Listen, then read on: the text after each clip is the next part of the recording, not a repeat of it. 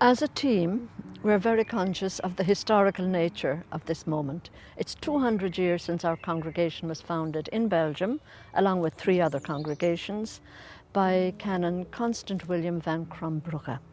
So we wanted to do something significant to mark this moment.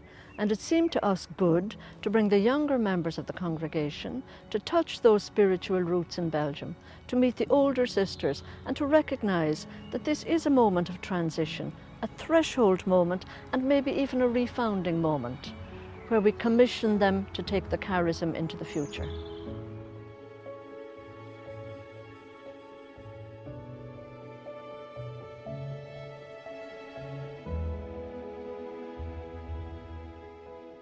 The pilgrimage began on Monday, April 17th at Brussels Airport as the pilgrims arrived. The shared excitement and joy was evident as they took the first steps on their journey, following in the footsteps of their founder. I would say about our founder, these days really have made me love him more.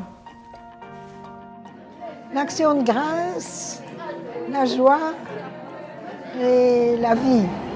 Wonderful, educative, and spirit-lifting.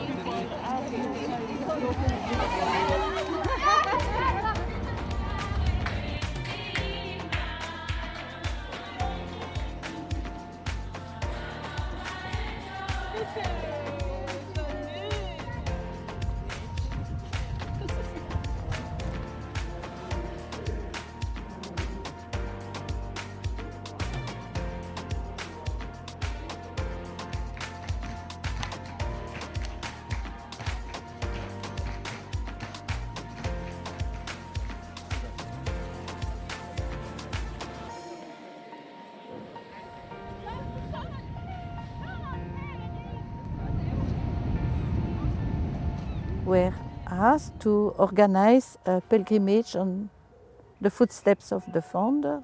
I think what was really deep in my heart was to show places where the founder has lived, but also how people today were able in these places to carry the charism that we received from the founder, to be instruments of mercy in the hand of God.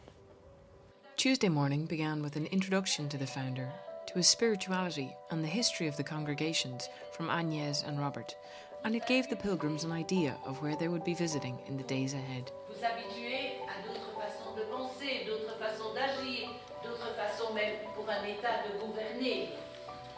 Donc, ça vous oblige à pratiquer une certaine flexibilité, adaptabilité.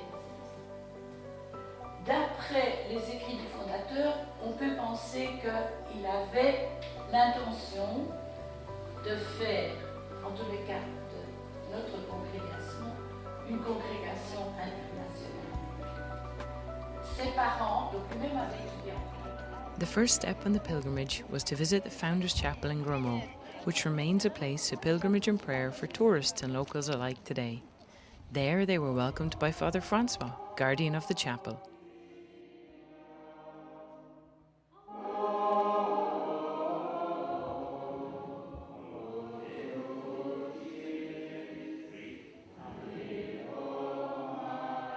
Then, led by Father Paul, the group toured Grumont, following in the founder's footsteps, visiting the schools and the former convent of the Sisters of Mary and Joseph.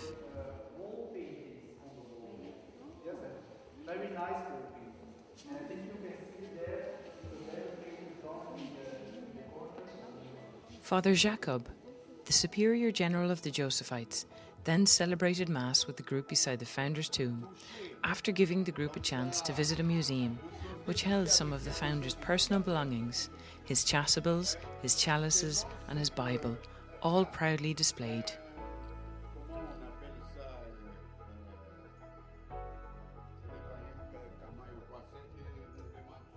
The evening ended with a meal with the Josephites and the presentation of a gift by Sister Agnès to symbolise the unity amongst the founders' 4 congregations.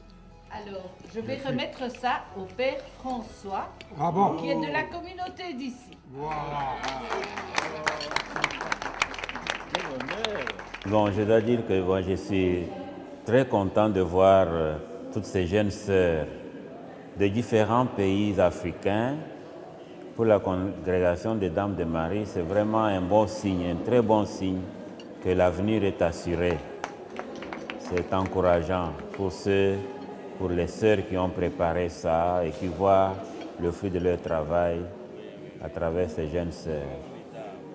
Et c'est très important qu'elles viennent ici dans ce pays où il n'y a plus de jeunes sœurs comme ça. Et ça doit interpeller les autres. Bon, à part ça, pour moi-même personnellement, je me sens rajeunir en voyant des jeunes enthousiastes et ça me donne beaucoup de joie, moi aussi.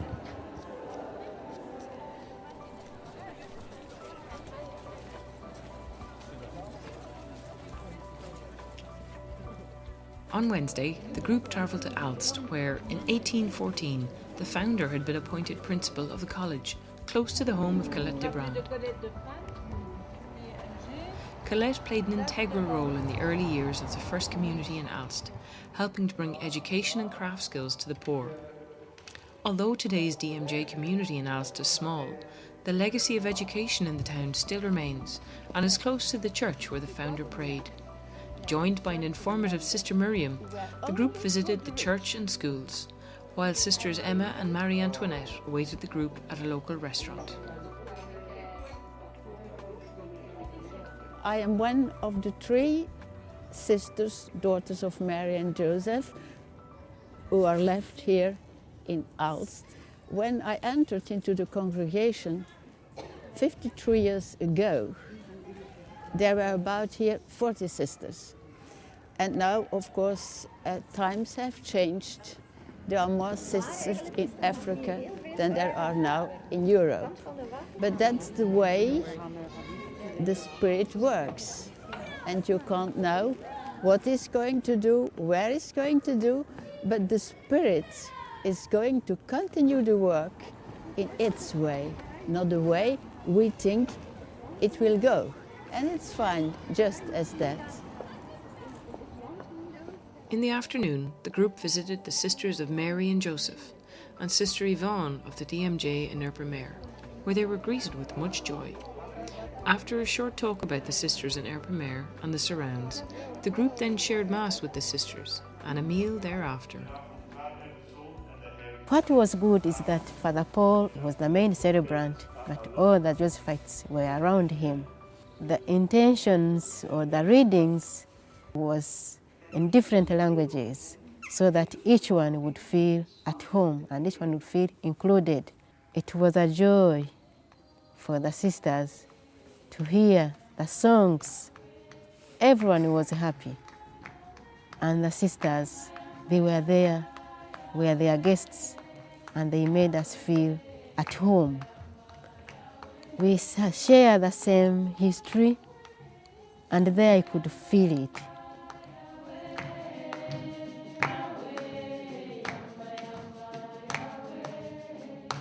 I think the future is in Africa because there are the vocations. Yes. When you can see all the young sisters who are there today.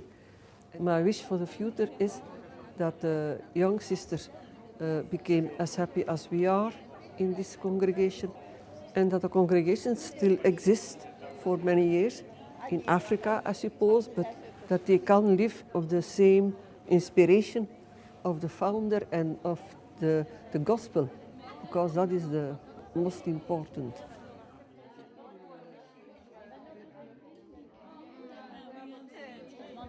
We are very glad to see the young sisters. I hope that they will be very happy. That's the only wish I have. If you are happy in your vocation, you show it to people, and other men can see that it is very good to be a nun, to be consecrated to the Lord. I am very glad to be on my vocation, but I am very glad of the Ladies of Mary. I don't think there's another convent as like us.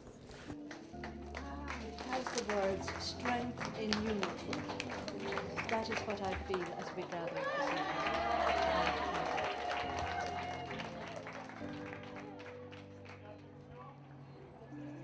On Thursday, the group travelled to Mel, a secondary school that the founder purchased in 1837. Guided by Father Paul and with some of the teachers from the school, the group saw both the new buildings and the educational aids from over the years, as well as the older parts of the school, which the founder would have overseen during his time. One of the pilgrim group, Father Ludo, had studied and later taught in the school, and so it was he who celebrated Mass in the school chapel with the group that day.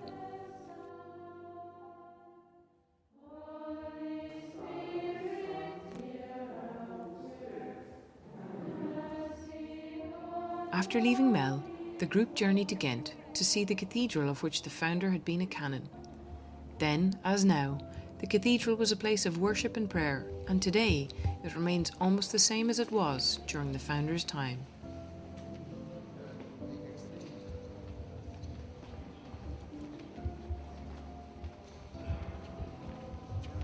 Really being and walking in the footsteps of our founder, and especially being here where our founder was the canon, it is something that will always touch my life, to remember that he's somebody who was there in his time and strong, and I too in my time will be strong and do something for the people in my ministry and those whom I've been assigned to. Personally, it is a privilege and a challenge at the same time. I'm privileged to really step where he has been, and it is again a challenge of what I should fulfill, what is expected of me as somebody who has come after him, if I may say. Yeah, it's a challenge trying to be like him, a great man, so a great woman I should be also. On returning to Drongan, a surprise fun table quiz was thrown, with several groups all eager to prove how much they knew about the founder. Of course, there could only be one team that won. Grande distinction, 29 sur 30, c'est le groupe numéro 4.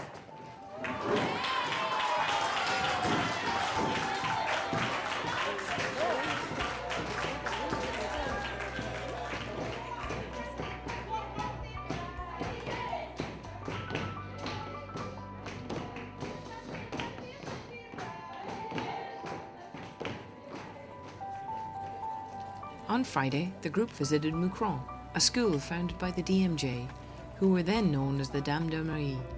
The group were given a tour of the school, followed by a talk by two former pupils of the Dames de Marie, who, inspired by their time at the school, became teachers themselves.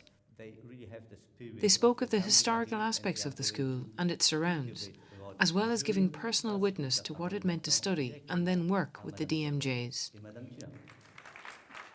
The DMJ charism of positivity and respect influenced their teaching lives, and that continues up to today in that school.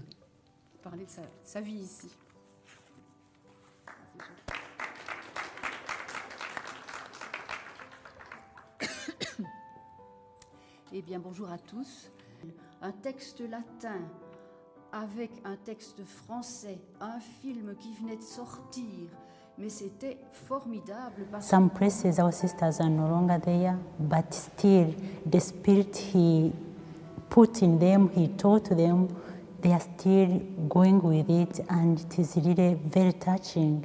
The people, how they welcomed us and how they explained it to us even that we should continue what our founder asked us to do, because they are also doing it, and yet especially what touched me most was how they are doing it, and yet they are lay people to find that they are practicing what our founder asked our sisters to do.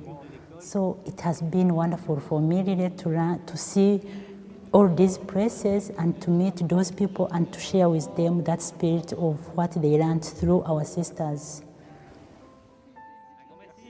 Leaving Moucron, the group headed for Blankenberg, where they were welcomed by Sister Marie-Luc of the Sisters of St. Joseph, who have a school in the centre of town.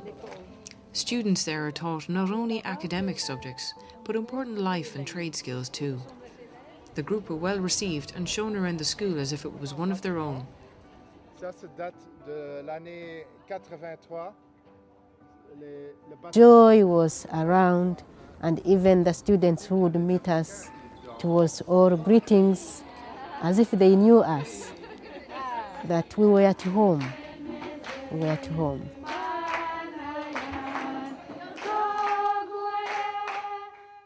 After the school visit came a trip to the seaside.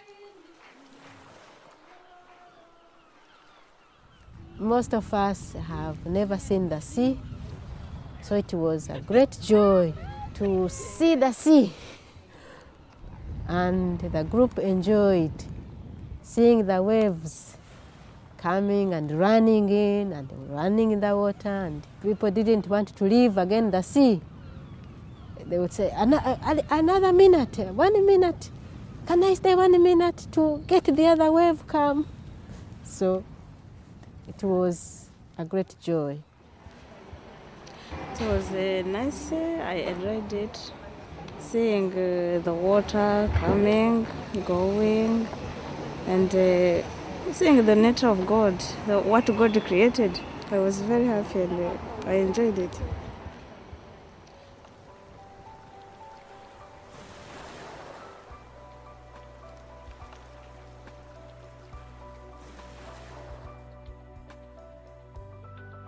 As Saturday morning broke, the group left Drongan, with the excitement building as the time to meet their DMJ sisters drew near. You can see it now. The first part of the morning was spent touring Brussels by bus, with a little help from Herbie the bus driver, who pointed out the Atomium, the Parliament, and even stopped at the King's offices for the group to take photos.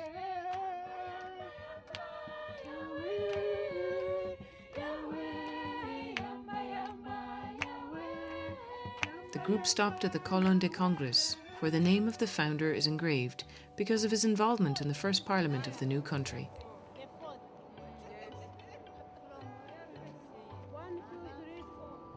On reaching the city centre, the group travelled through the Grand Plots, stopping at the cathedral before breaking for lunch of Belgian waffles or chips, as recommended by Agnès.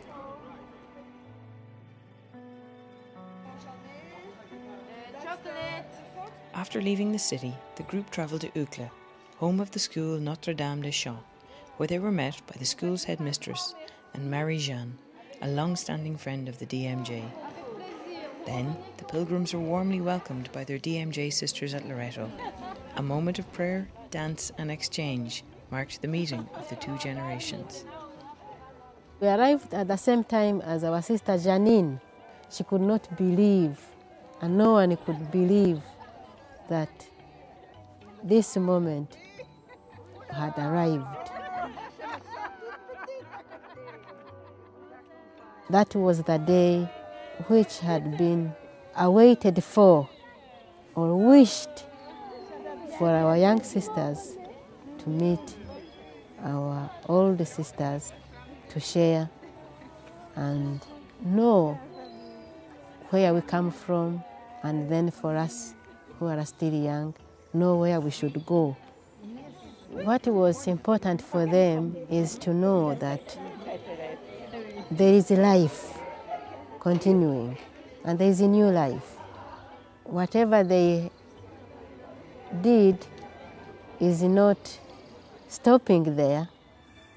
It will continue, the charism will continue. The young sisters who are there, who have lived this experience, will be now the ones to pass it on and make sure that the chain is not broken.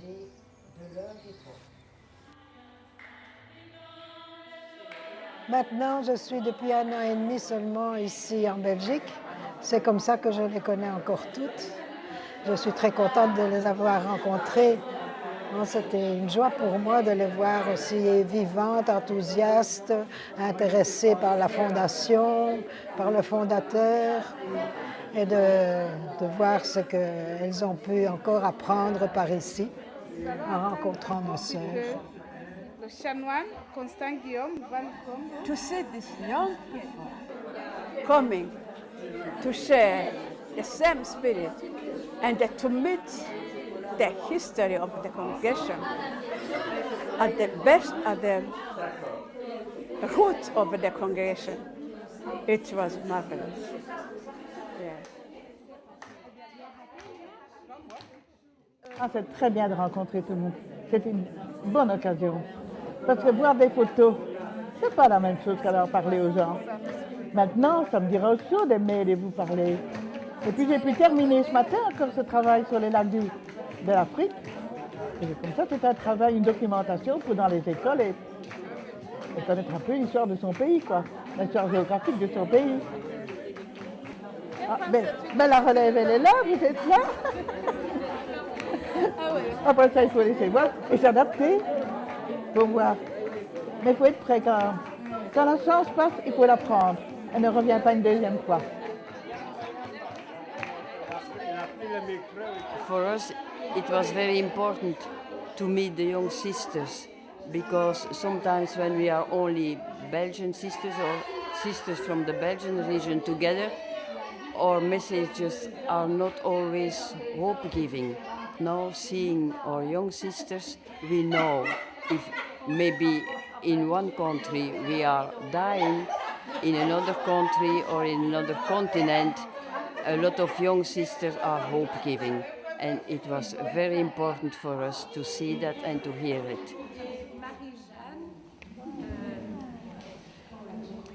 Je suis une ancienne élève des Dames de Marie d'Uccle, où nous avons été tout à l'heure.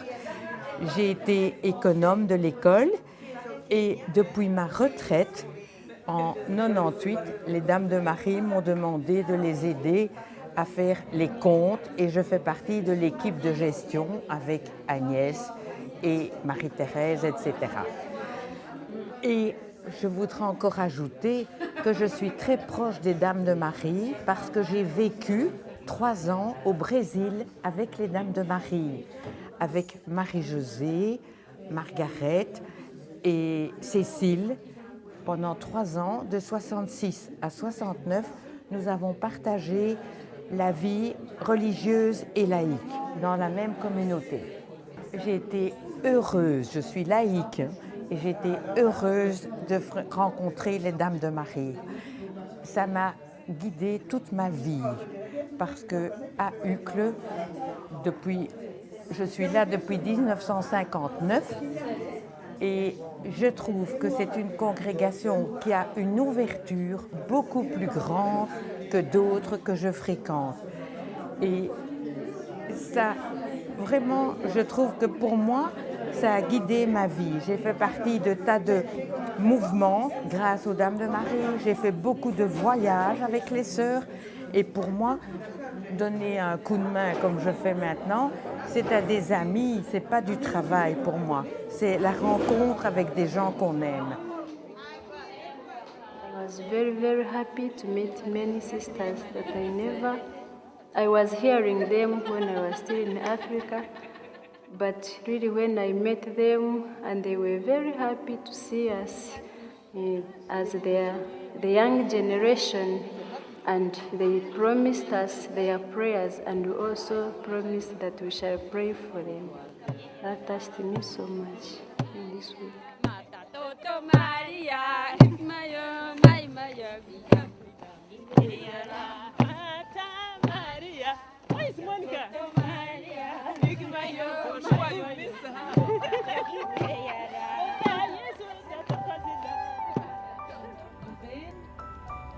On Sunday, the group travelled to Louvain, a university town, where they were met by Father Paul, who brought them around, showing them the many campuses of Louvain University and the Josephite College there.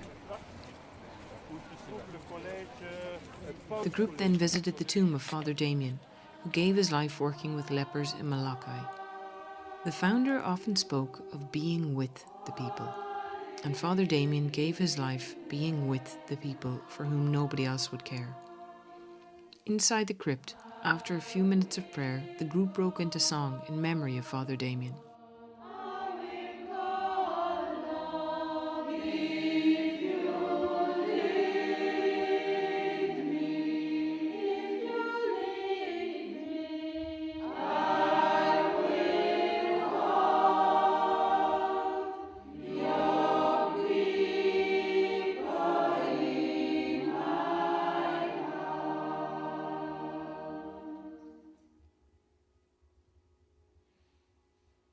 After leaving Louvain, the group headed for Malines, where they visited the original Coloma school. Several of the group had taught in Coloma schools in England or Uganda, and it was a joy to see not only the present school, but the former community quarters there.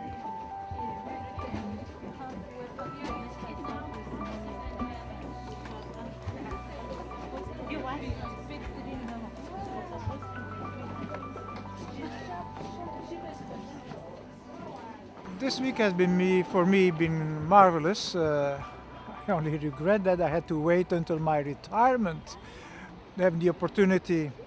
So I feel very lucky for the young sisters that they can do it at the beginning of their life, their religious life, and I hope that what we experienced here as an international family will stay with us and make us all more respectful and happy to belong to the same religious family with the same mission, and to indeed continue our mission regardless of language and age, continue our mission as spiritual children of our founder, and continue his heritage to be instruments of God's mercy, because we live in a world, whether it's in Africa or in the United States or in Europe, anywhere, where we still need a lot of good news of mercy. God bless.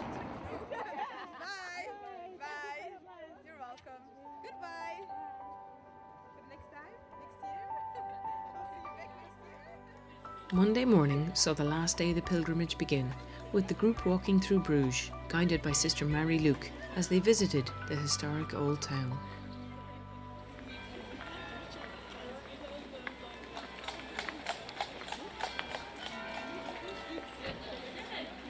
They took a moment to pray at the Basilica of the Holy Blood before heading on to the community of sisters who waited with open arms to receive them.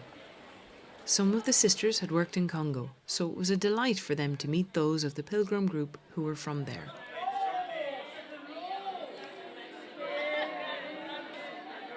It was a great day for us and a big joy for them. We shared all that we could share, and we shared the meal, shared the dance too. And again, as the other days, the family spirit was present and was in us, and we are full of it. We want again.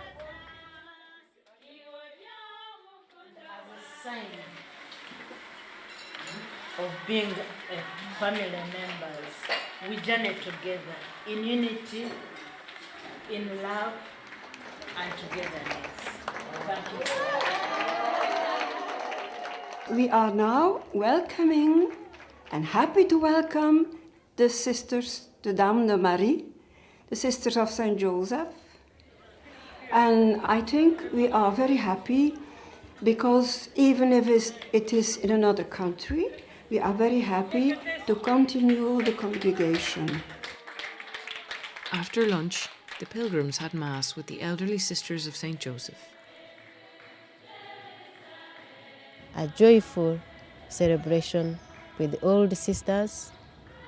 We sang a few songs from Congo, and the sisters were very happy and emotionally happy. And we are also very pleased as our closing day and our closing celebration. Our hearts were full of gratitude and thanksgiving for all that we have lived, all that we have discovered, all that we have learned and shared during the days of the pilgrimage in the footsteps of our founder.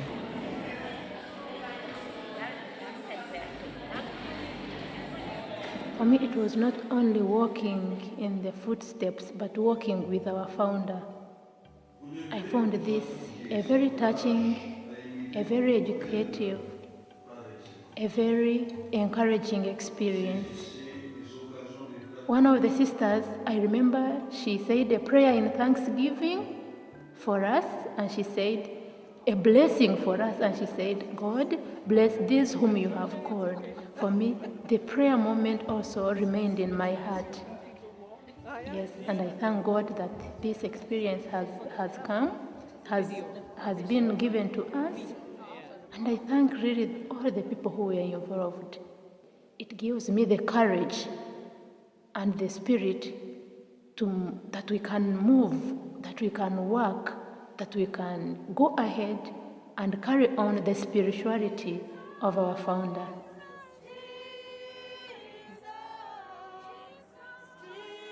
The week has been of particular value for me, meeting all those young sisters from Africa. Having spent some time in Africa, it was just lovely to be with them and to share the liturgy with them, the way they sing and they dance, and to learn just a little bit about them. But I think also for me it was a great learning experience about the DMJs. I had not quite realized what a powerful congregation they were. And at the same time, it was interesting to see all the ways in which we shared very similar attitude towards education, which of course is natural because it came from our founder.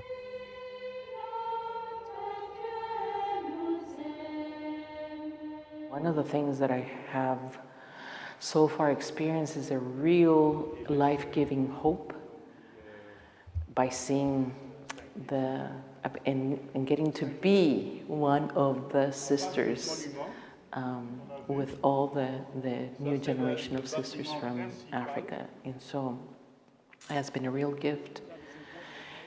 And then connecting our roots, but in a new way, because this is not about what happened 200 years ago, but what's happening today in our challenges and in our perhaps smallness, but getting to really sense that we are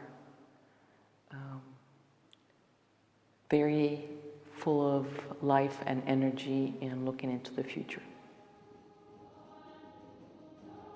I'm really grateful and glad to have attended this pilgrimage. I'm very happy that we've visited many places, and these places we have learned a lot, especially when we met our dear sisters. And I'm glad to see that the work they started was really continued and it was passed on to another generation. And this pilgrimage, I see it has also increased my faith. So I can say I'm spiritually moved and I'm very, very grateful for this pilgrimage. Ce que j'espère pour l'avenir de la congrégation, d'abord il faut dire que l'avenir de la congrégation est en Afrique, parce que c'est là où il y a encore de nouvelles vocations. Et je me dis que notre avenir réside dans la continuité de la simplicité et du charisme et de l'esprit du fondateur dans notre milieu, et ne pas essayer de copier tout ce que les autres ont fait, mais vivre l'esprit du fondateur et le charisme dans le milieu où nous sommes et dans la réalité africaine.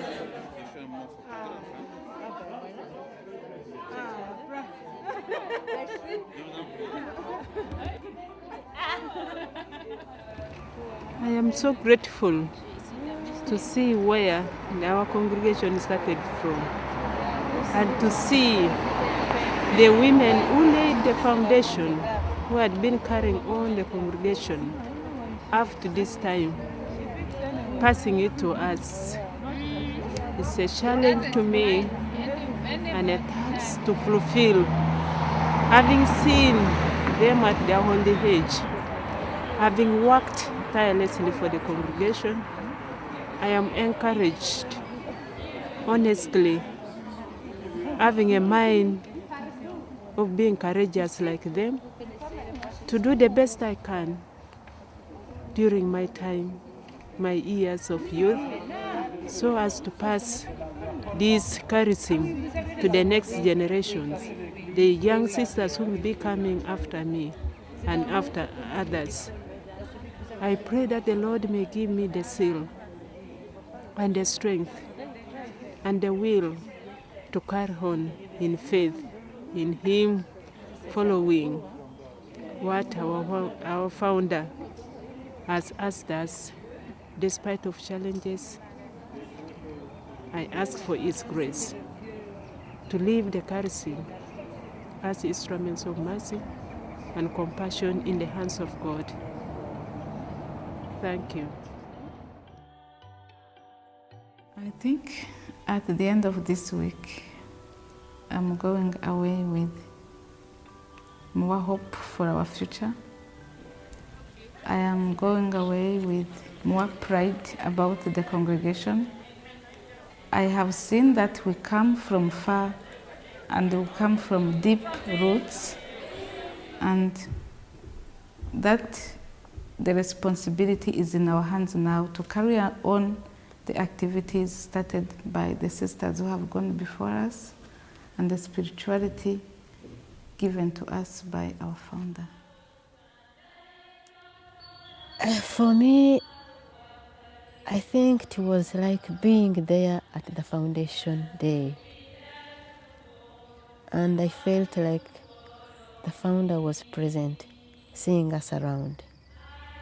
200 years after, it meant a lot for me that I'm part of that history.